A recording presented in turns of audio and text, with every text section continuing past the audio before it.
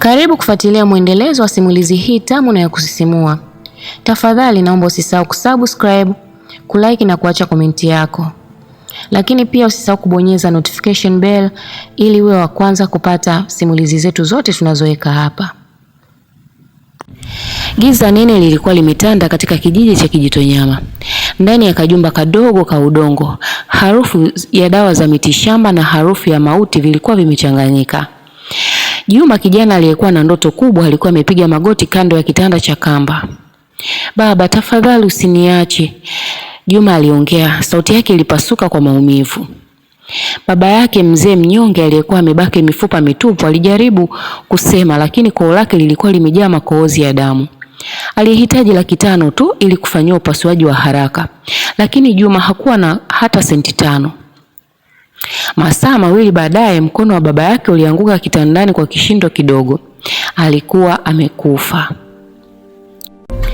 Miezi 6 baadaye, mama yake naye alianza kudhoofika. Siku moja mama yake alifariki. Juma alikuwa ameenda mjini kuomba kazi ya kubeba zege ili apate pesa ya kumnunulia dawa. Alirudi akiwa na shilingi 5,000 mkononi. Akakuta mama yake ameshakata roho, huku akiwa ameelekeza macho yake mlangoni kana kwamba alikuwa anamsubiri yeye arudi. Juma alibaki peke yake duniani. Aliamini Neema, mwanamke aliyemuoa kwa mahari ya mbuzi mmoja mnyonge, angekuwa mfariji wake. Lakini maskini hana rafiki. Siku ya Jumanne saa 10 jioni, Juma alirudi kutoka shambani akiwa na jembe lake begani. Alishangaa kukuta gari jeusi la kifahari limepaki mbele ya banda lake. Mlango wa nyumba ulifunguka. Neema akatoka akiwa amevaa nguo mpya ambazo Juma hakuwahi kuziona. "Neema, huyu mgeni ni nani?" "Ni mkombozi wangu, nimechoka na maisha ya shida. Naondoka naenda mjini, wewe baki na umaskini wako na makaburi ya wazazi wako." "Samahani, ni lazima niende." "Usiniache tafadhali." "Juma, usinilaumu," Neema aliendelea. "Nimechoka kula mboga za majani kila siku, nimechoka kunuka moshi. Mwanaume huyu ananipeleka mjini, mahali ambapo nitakula kuku na kulala kwenye kiyoyozi. Wewe baki hapa na umaskini wako." Gari liliondoka kwa kasi likimnyunyizia Juma vumbi la uso na kumwacha akiwa amepiga magoti katikati ya barabara. Hapo ndipo Juma alipopiga kelele iliyopasua anga. Mungu, kama umaskini ndio ibada, basi mimi nimehasi. Nataka pesa, hata kama ni kwa damu." Siku 3 baadaye, Juma alifika jijini Dar es Salaam. Alimfuata Salim, rafiki yake wa zamani waliosoma wote shule ya msingi, ambaye kwa sasa alikuwa ni mmoja wa wafanyabiashara wakubwa na mwenye utajiri wa kutisha.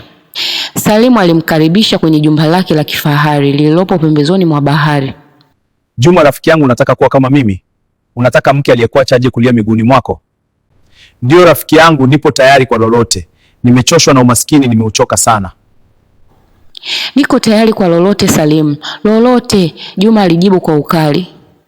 Salimu alinyanyuka na kuelekea kwenye chumba cha siri kilichopo chini ya ardhi. Harufu ya uvumba na damu mbichi ilianza kupanda. "Huu ni mkataba wa pingu, utapata kila unachotaka, lakini lazima ulipe. Siku kama ya leo kila mwaka utatakiwa unipe malkia wa nyumba yako, mwanamke utakayemoa utamtoa sadaka. Na ukishindwa utajiri unapotea na wewe utakufa kifo cha mateso kuliko wazazi wako." Juma alitazama kile chumba chenye giza, alikumbuka dharau za Neema, alikumbuka kifo cha wazazi wake. Akachukua kisu cha fedha alichopewa na Salim. Akajichanja kiganja cha mkono na kudondoshia damu kwenye fuvu la binadamu lililokuwa mezani.